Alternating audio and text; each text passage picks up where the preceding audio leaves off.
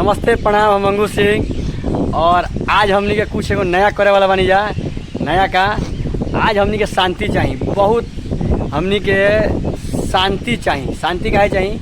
भाग दौड़ से बहुत परेशान होकर जा, तन जिंदगी के शांति मजा चाहिए, जो अपना गाँव हरनाथ बोले बन जा।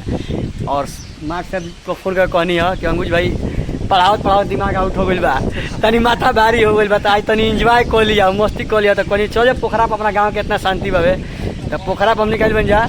आप प्रकाश ब्लॉगर बढ़े और शांति का देखिए हमने एकदम कूल करे खातिर ठंडा लेके आए बन, लस्सी लेके आए बन जा। लस्सी बावे और मिक्सचर बा, सेम पापड़ी बावे।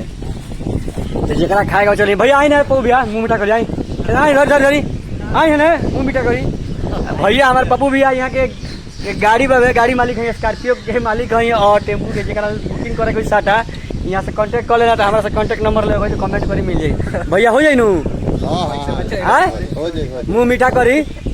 और कैसा लागत है हरनाथपुर गांव के पोखरा में? बहुत अच्छा शांति मिलता है, खेत सोहे बन तो बहुत खेत सोहे भी शांति मिली। तो हमनी के इंजॉय करते जा ब्लॉग के माध्यम से। भाई तो खाए पिए देंगे तो शांति का तेल बन जा, बहुत बढ़िया मजा आ गई। सर कैसा लगा था लस्सी? है बहुत जबरदस्त लगा था, बहुत जबरदस्त लस्सी हो जगह लस्सी हो है लस्सी हो। तो शॉर्ट भाजा भोजपुरी ना बोल जाला। तो पप्पू भैया कैसा लगा था सेम पापड़ी? मुँह मीट कहीं तो मुँह की तो कोलिए तो बाबे मिक्सर है ठीक बा।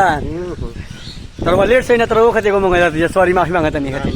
प्रकाश गांव के हरनाथ पोखरा बारे में क्या कहे जाता है शांति खातिर? बहुत अच्छा बा, है बहुत शांति बा पोखरा पे।